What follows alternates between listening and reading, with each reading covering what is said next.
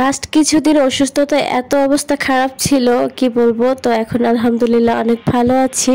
তো হে আসসালামু আলাইকুম, কেমন আছো সবাই? আশা করছি সবাই অনেক বেশি ভালো আছো।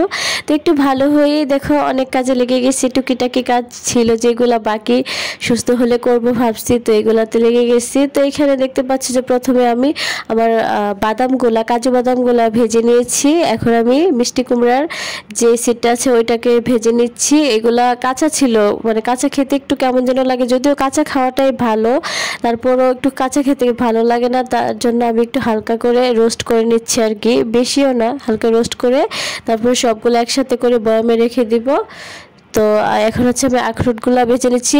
যে দোকান থেকে আনছি লোকটা আমাকে মোটামুটি ভালোই ঠকাই দিছে, এগুলো একটু মজা ছিল না। আমি আগে আরেকটা দোকান থেকে আনতাম, আমার মাঝে মধ্যে স্বপ্ন থেকে আনা হইতো, তো ওইগুলো খুব ভালো ছিল, আখরোটগুলো এত মজা ছিল। কিন্তু এই আখরোটগুলো খেলে তিতা লাগে, কারণ উপরের যে আবরণটা থাকে এটা ছিল, যার কারণে তিতা লাগে। তো একটা পার্সেল আসছে, ভাবলাম যে পার্সেলটা তোমাদের সাথে শেয়ার করি, যেহেতু সব কিছু শেয়ার করি, তো পার্সেল ওপেন করা তো আমার অনেক বেশি প্রিয়।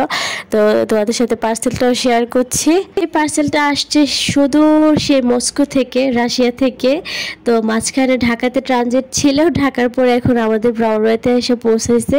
তো এখানে কিছু চকলেটস দেখতে পাচ্ছি। এই চকলেটটা হচ্ছে রাফেলো, এটা এত মজা, যারা জীবনে একবার খাইছো, মানে যারা চকলেট পছন্দ করে না তারাও যদি এটা খাও প্রেমে পড়ে যাবে, এটা এত মজা।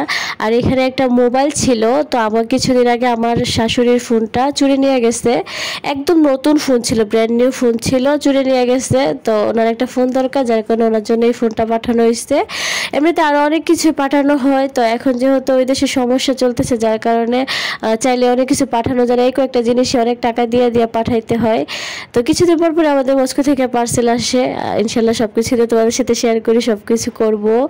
তো এখন বিকেলবেলা ছাদে আমরা হাঁটাহাঁটি করতেছি। এখন চারপাশের ওয়েদার এমন এক অবস্থা, মনে হচ্ছে যে কুয়াশায় একদম পুরা ঢাইকা গেছে সব কিছু, কিন্তু একটু ঠান্ডা নাই, এত গরম। মানে ওয়েদার, আমি এই ওয়েদার আমার জন্মের পরও দেখি না এরকম, যে এরকম আমি যতবারই দেখছি শীত নামছে, মানে শীতের সিজন আসছে, হঠাৎ একটা বৃষ্টি বা তুফান যেটাই হোক একটা এসে তারপরে শীত নামছে। কিন্তু এবার অনেক কুয়াশা, অলরেডি অনেক কুয়াশা, চারদিকে তাকাইলে বুঝতে পারবো অনেক কুয়াশা, কিন্তু একটু শীত নাই। মানে ওয়েদারও মানুষের সাথে সাথে চেঞ্জ হয়ে গেছে। বাংলাদেশের শীতকাল আমার খুবই খুবই প্রিয়, কেননা বাংলাদেশের শীতকাল হচ্ছে অনেক আরামের, মানে এটা ফিল করতে অনেক বেশি ভালো লাগে। তার জন্য আমি ওয়েট করি যে বছর শেষে কখন শীত আসবে, যদিও শীতটা বেশি দিন থাকে না। তো সন্ধ্যার দিকে বাসায় আসছি, তো রুসাফি বলতেছে যে ও পেঁয়াজু খাবে, তো পেঁয়াজু খাবে।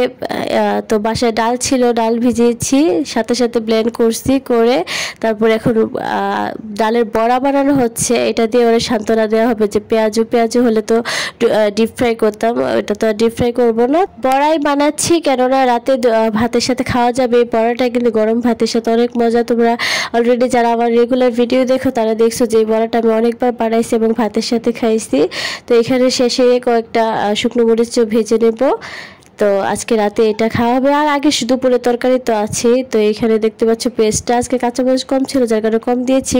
আমরা কিন্তু কাঁচামরিচ অনেক খাই, কাঁচামরিচ না খালি আমরা মরিচটাই অনেক বেশি খাই, আমাদের বাসায় অনেক খাওয়া হয়।